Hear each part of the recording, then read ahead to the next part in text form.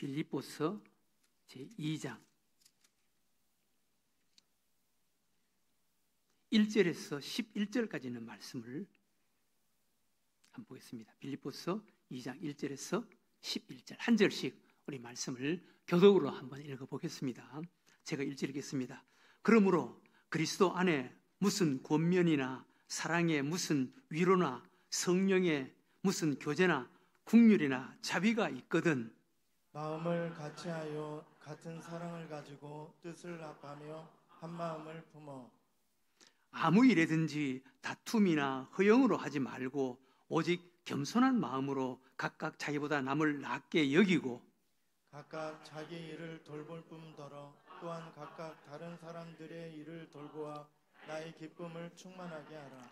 너희 안에 이 마음을 품으라. 곧 그리스도 예수의 마음이니 그는 근본 하나님의 본체시나 하나님과 동등됨을 취할 것으로 여기지 아니하시고 오히려 자기를 비워 종의 형체를 가지사 사람들과 같이 되셨고 사람의 모양으로 나타나사 자기를 낮추시고 죽기까지 복종하셨으니 곧 십자가에 죽으심이라. 이러므로 하나님이 그를 지극히 높여 모든 이름 위에 뛰어난 이름을 주사 하늘에 있는 자들과 땅에 있는 자들과 땅 아래에 있는 자들로 모든 무릎을 예수의 이름에 꿇게 하시고 다 같이 읽겠습니다. 모든 입으로 예수 그리스도를 주라 시인하여 하나님 아버지께 영광을 돌리게 하셨느니라. 아멘. 교회마다 이런저런 문제들이 다 있습니다.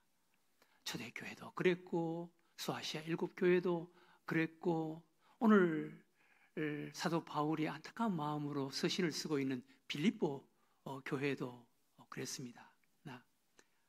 빌립보 교회는 몇몇 사람들에 의해서 분쟁, 갈등, 시기, 다툼 이런 문제를 겪고 있습니다.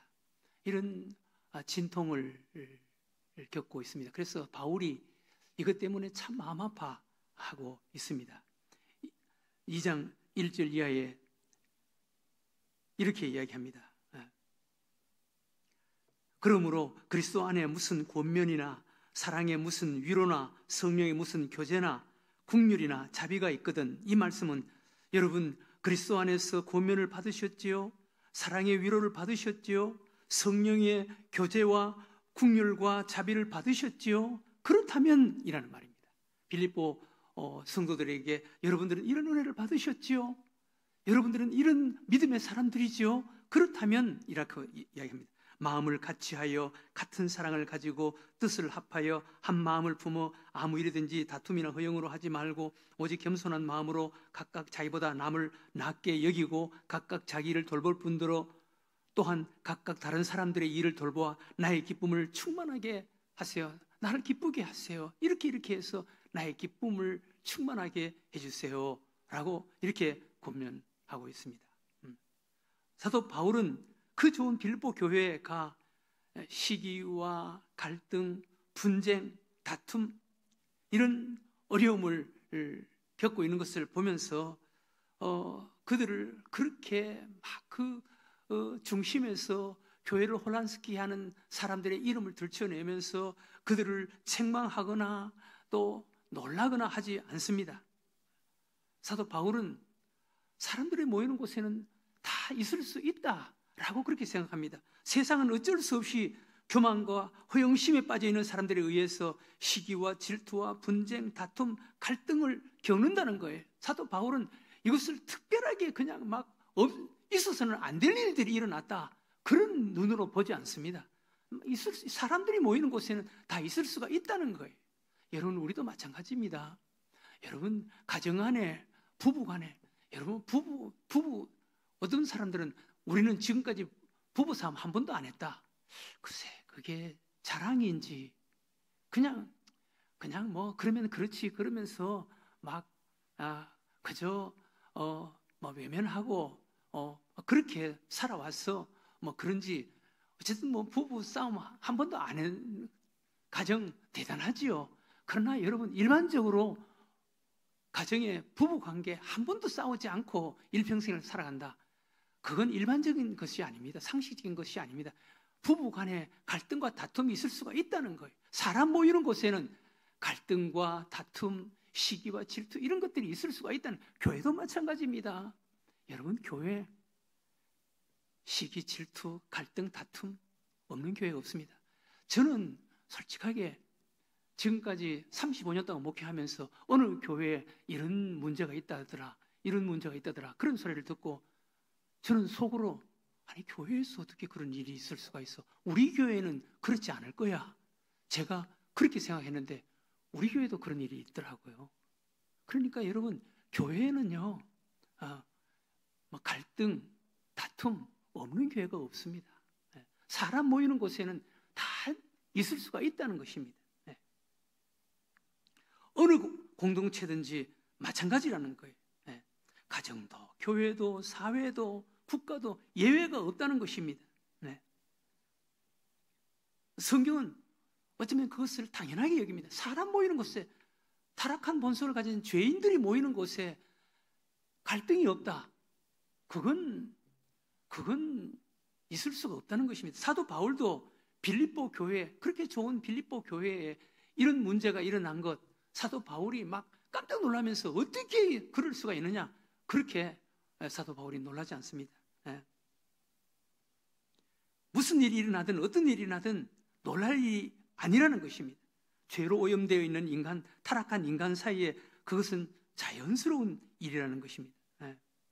우리는 언제나 이런 갈등과 다툼이 있는 세상 속에서 우리가 살아가고 있습니다. 항상 시기, 질투, 갈등, 분쟁, 다툼 속에 살아가고 있는 것입니다. 사도 바울은 이것을 이상하게 보거나 놀랍게 여기지 않습니다. 당연하다는 것입니다. 사람들이 모이는 곳에는 이런 갈등과 다툼이 있는 것이 당연하다는 것입니다.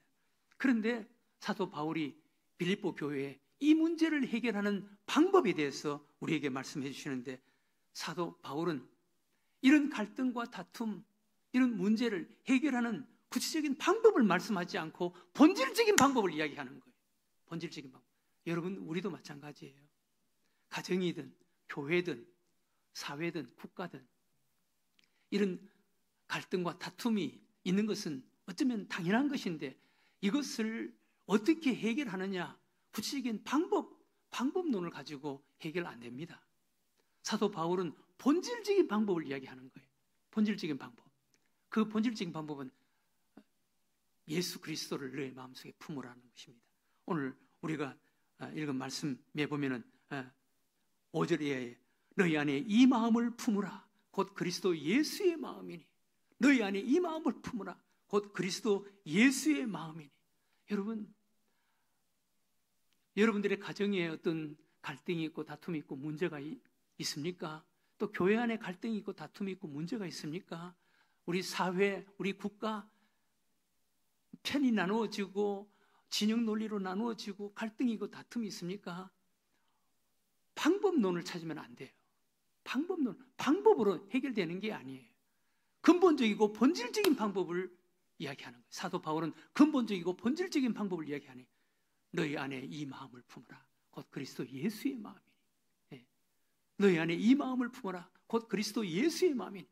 예수님을 마음속에 품어야지, 예수님을 마음속에 모시고 예수님을 마음속에 모시고 마음속에 담고 그리스도 예수, 그분이 주인이 되고 그분의 지배를 받아야만이 가정이든 교회든 어떤 공동체든 사회든 국가든 이것이 이 갈등과 다툼이 해결이 되지, 그렇지 않고는 그 문제가 조금 해결되면 또 다른 문제가 일어나고 그 문제가 조금 해결되면 또 다른 문제가 일어나고 그럴 수밖에 없다는 것입니다.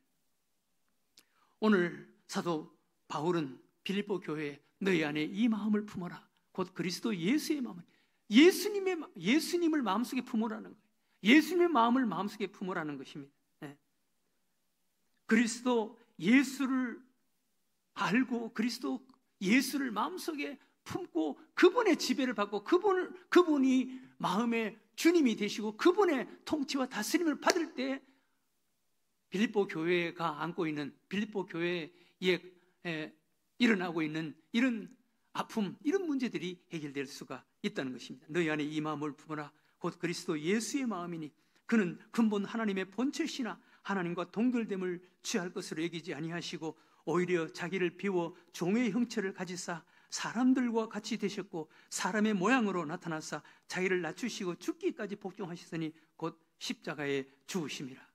사도 바울은 너희 안에 예수님을 모셔라, 너희 안에 이 마음을 품어라 라고, 예수님을 품어야 된다, 모셔야 된다 라고 말씀하시고, 먼저 예수님을 품기 전에 그 품어야 할 예수님이 어떤 분이시고 누구신가를 바로 알아라 라는 것을 이야기합니다. 너희 안에 이 마음을 품어라. 곧 그리스도 예수의 마음이니 그는 근본 이런 분이시다 라고, 그분을 마음속에 품어야 할 그분이 어떤 분이시고 누구신가를 알아라는 것입니다. 세 가지를 이야기합니다. 첫 번째, 예수님은 하나님이시다. 예수님은 하나님이시다. 그는 근본 하나님의 본체시다. 예수님은 하나님이시다. 온 우주를 창조하신 창조주 하나님이시다. 신약 성경은 줄기차게 예수님이 하나님이시다, 예수님이 하나님이시다 라는 것을 말씀하고 있습니다. 특별히 사도 요한은 요한복음 1장 1절에서부터 예수님이 하나님이시다라는 것을 우리들에게 말씀하고 강조합니다.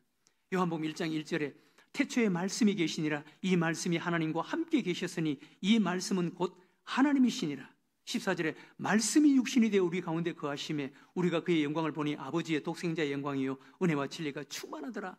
말씀이 하나님이시다. 그 말씀이 육신이 되어 우리 가운데 오신 분, 그분이 바로 예수님이시다. 그러니까 하나님, 그분이 육신의 몸을 가지고 이 땅에 오신 분이 바로 예수님이시다라는 것입니다. 18절에도 본래 하나님을 본 사람이 없으되 아버지의 품속에 있는 독생하신 하나님이 나타내시느니라. 본래 하나님을 본 자가 없는데 예수 그리스도, 그분을 통해서 하나님을 보게 됐다는 것입니다. 그러니까 예수님이 하나님이시다라는 것입니다. 요한복음 10장 30절에도 나와 아버지는 하나이니라. 나와 아버지는 하나이니라. 이게 무슨 말입니까? 예수님이 하나님이시라는 말이에요. 14장 8절 9절에도 빌립이 이르되 주여 아버지를 우리에게 보여주옵소서. 그리하면 족하겠나이다. 예수께서 이르시되 빌립아, 내가 이렇게 오래 너희와 함께 있을 때 내가 나를 알지 못하느냐? 나를 본 자는 아버지를 보았거늘 어찌하여 아버지를 보이라 하느냐? 나를 본 자는 아버지를 보았거늘. 그렇다면 예수님이 하나님이시라는 거예요. 빌립이 하나님을 좀 보여달라, 하나님을 보여달라고 이렇게 예수님에게 간청을 하는데, 아니 나를 본 자는 아버지를 보았거늘 하나님을 보았거늘 이라고 이야기하는 거예요. 그러면 예수님이 하나님이시라는 거예요. 예수님은 하나님이십니다. 네. 사도 요한은 이 사실을 예수님이 하나님이시다라는 것을 말씀하고 가르쳐 주기 위해서 요한복음을 기록한 거예요. 요한복음의 기록의 목적이 예수님이 하나님이시다라는 것을 이야기하는 것입니다. 요한복음 20장 31절, 오직 이것을 기록함은 너희로 예수께서 하나님의 아들 그리스도이심을 믿게 하려 함이요 또 너희로 믿고 그 이름을 힘입어 영생을 얻게 하려 함이라. 이 요한복음을 기록한 목적이 바로 예수님은 하나님이시다라는 것을 알게 하기 위해서, 가르쳐주기 위해서 기록했다는 것입니다. 네. 예수님이 하나님이시다. 우리 마음속에 품어야 할 예수님, 우리 마음속에 모셔야 할 예수님은 하나님이시다라는 것을 우리가 알아야 한다는 것입니다.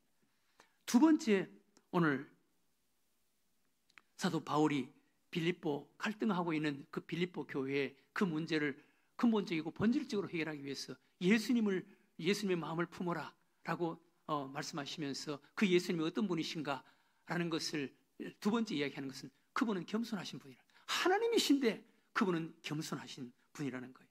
네. 하나님과 동등됨을 취할 것으로 여기지 아니하시고 오히려 자기를 비워 종의 형체를 가지사 사람들과 같이 되셨고 사람의 모양으로 나타나사 자기를 낮추시고 죽기까지 복종하셨으니 곧 십자가에 죽으심이라. 예수님이 하나님이신데 피조물 인간의 모양으로 이 땅에 오셨다는 거예요. 네. 하나님과 동등됨을 취할 것으로 여기지 아니 하나님의 거룩과 영광, 하나님의 그 거룩한 거기에 그냥 계시지 않고 그 하나님이 자신의 모든 것을 내려놓고 자신의 모든 것을 비우고 인간의 몸을, 피조물인 인간의 몸으로 이 땅에 오셨다는 거예요. 겸손하게 이 땅에 오셨다는 것입니다. 그리고 그 예수님은 겸손하게 인간의 몸을 가지고 이 땅에 오셨을 뿐만 아니라 죽기까지 복종하셨다는 거예요. 이 예수님을 알아라는 것입니다. 예수님은 겸손하신 분이시다. 겸손하신 분이시다. 자기를 비우고 자기를 낮추시고 인간이 되고 종이 되고 죽기까지 복종하셨다. 예수님은 겸손하신 분이시다. 예수님의 모습, 예수님의 특징은 겸손입니다. 나는 마음이 온유하고 겸손하니. 예수님은 겸손하신 분이십니다. 여러분, 예수님을 믿는 우리 그리스도인은 겸손해야 돼요. 예수님은 겸손하신 분이십니다. 우리 인간에게 세 개의 손이 있다고 합니다. 왼손, 오른손, 겸손. 가장 중요한 손이 겸손이라는 것. 왼손 없으면 되겠습니까? 오른손 없으면 되겠습니까? 왼손보다 오른손보다 더 귀한 손이 겸손이라는 거예요. 우리는 좀 겸손해야 돼요. 우리 예수님은 겸손하셨다는 거예요. 하나님이신데 인간의 몸을 가지고 이 땅에 오셨어요. 여러분, 하나님이 인간의 몸을 가지고 이 땅에 오셨다라는 것은 우리 인간이 짐승이 되었다는 것보다 더 낫고 천해졌다는 거예요. 우리 예수님은 그렇게 겸손하신 분이에요. 여러분, 우리 예수님 좀 겸손하셨잖아요. 이 땅에 계시는 동안 겸손하셨잖아요. 우리 예수 믿는 사람들이 겸손하지 않으면 예수님을 뭘 배우겠어요? 겸손해야지.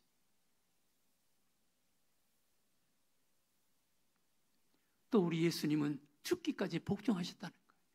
하나님의 뜻을 이루기 위해서, 하나님이 인간 구원을 이루기 위해서 우리 예수님께서 인간의 몸으로, 죄 없는 인간의 몸으로 이 땅에 오셨고, 인간의 죄를 위해서 십자가에 인간의 죄값으로 십자가에 죽기까지 복종하셨다는 거예요. 이것은 구약 성경에 이삭이 제물이 되어서 순종하는 그런 모습, 그 모습의 실체예요. 우리 예수님은 죽기까지 복종하셨다는 거예요. 하나님의 말씀에 복종하는 자가 돼, 순종하는 자가 돼. 그랬을 때 하나님이 우리와 함께 하신다는 것을 볼 수 있고 경험할 수가 있는 거예요. 은혜가 되는 거예요. 죽기까지 복종하셨다. 세 번째 우리가 알아야 할 예수님. 예수님은 높아지셨다. 높아지신 예수님. 권능과 영광을 가지고 계신 예수님. 이렇게 하나님이 인간의 몸으로 이 땅에 오셨고 죽기까지 복종하시니까 하나님께서 예수 그리스도 그분을 높여주셨다는 거예요. 2장 9절 이하에 이름으로 하나님이 그를 지극히 높여 모든 이름 위에 뛰어난 이름을 주사 하늘에 있는 자들과 땅에 있는 자들과 땅 아래에 있는 자들로 모든 무릎을 예수 이름에 꿇게 하시고 모든 입으로 예수 그리스도를 주라 시인하여 하나님 아버지께 영광을 돌리게 하셨느니라. 예수님이 이렇게 높아지셨다는 거예요. 이런 거룩과 영광을 가지시도록 예수님이 높아지셨다는 거예요. 그 예수님을 우리가 마음속에 모시고 있는 거예요. 여러분, 우리 안에 계시는 예수님, 우리가 주님이라고 부르는 그 예수님은 이런 권세와 영광과 능력과 거룩을 갖고 계시는 분이십니다. 여러분, 참 대단하지 않습니까? 우리의 주님 되시는 예수님이 이런 분이세요. 이런 거룩과 영광과 능력과 권능을 갖고 계시는 분, 그분이 우리 안에 계시는 거예요. 우리가 예수님을 주님으로 부르는 거예요. 그러니 여러분, 우리가 얼마나 대단한 자예요. 이 예수님을 마음속에 모시라는 거예요. 너희 안에 이 마음을 품어라. 곧 그리스도 예수의 마음이니. 그 예수님을 우리 마음속에 모시라는 거예요.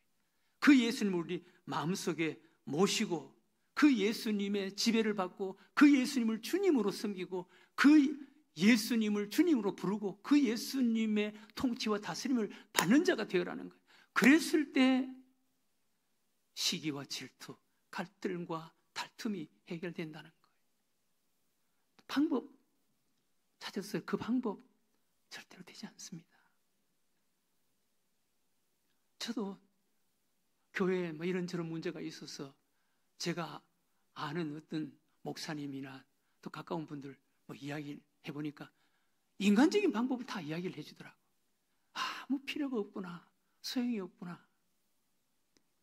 근본적이고 본질적인 방법, 예수님의 방법으로 해결해야 돼. 성령님께서 그런 감동을 주시더라고.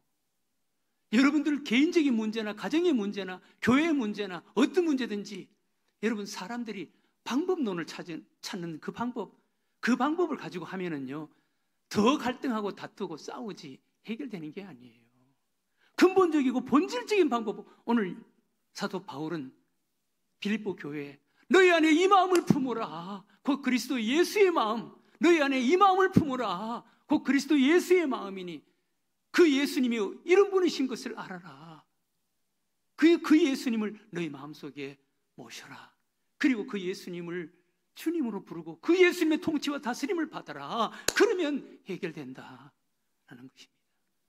사랑하는 교회 여러분, 그리스도인이란 무엇, 어떤 사람이 그리스도인입니까?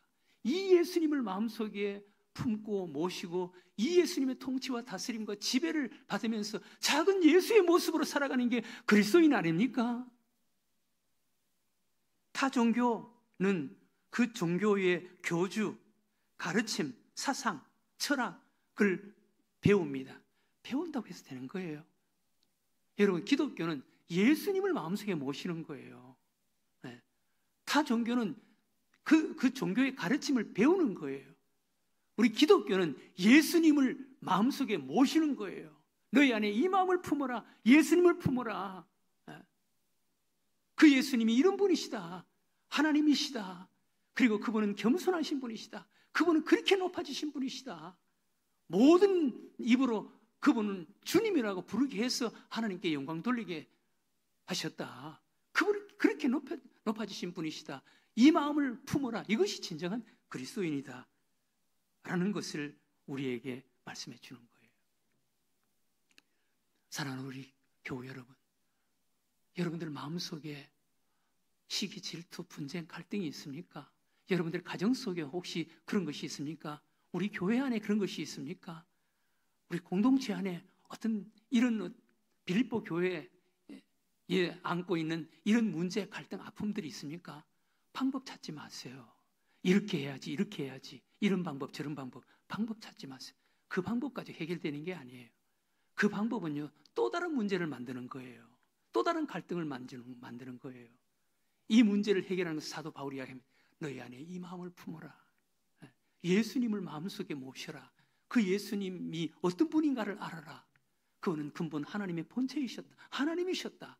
그러나 하나님과 동등됨을 취할 것을 여기지 아니하시고 종의 형체로 사람의 모양이 되어서 이 땅에 오셨고 죽기까지 복종하셨다. 그리고 하나님께서 그분을 이렇게 높여주셨다. 그 예수님을 마음속에 품어라, 모셔라. 그리고 그분의 지배를 받아라. 그리하면 그 갈등과 다툼, 그 문제가 해결된다라는 것입니다. 사랑하는 교회 여러분, 빌립보 교회 같이 이런 어떤 문제가 있어서 아픔을 겪고 있습니까? 방법 찾지 마세요. 사람 말 듣지 마세요. 근본적이고 본질적인 문제 해결, 너희 안에 이 마음을 품어라. 예수님을 마음속에 모시고 예수님 그분의 지배를 받는 거예요. 그러면 근본적이고 본질적으로 문제가 해결되는 줄로 믿습니다. 우리 늘샘교회 이런 교회가 되게 해달라고, 여러분들의 가정 이런 가정이 되게 해달라고 기도하는, 그리고 또 이런 그리스도인으로 살아가는 여러분들과 저가 되시기를 주의 이름으로 축원합니다. 하나님 아버지,